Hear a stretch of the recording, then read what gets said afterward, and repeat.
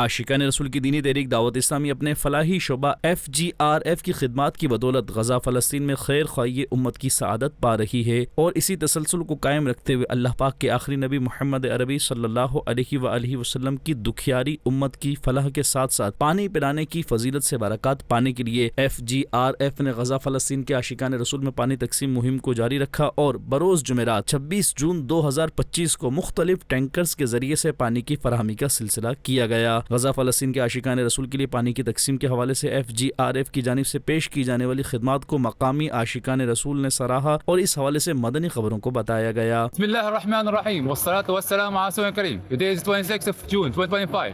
The team of FGRF on the ground distributing clean drinking water for the state's families in the north of Gaza. We'd like to thank all donors for their kind support.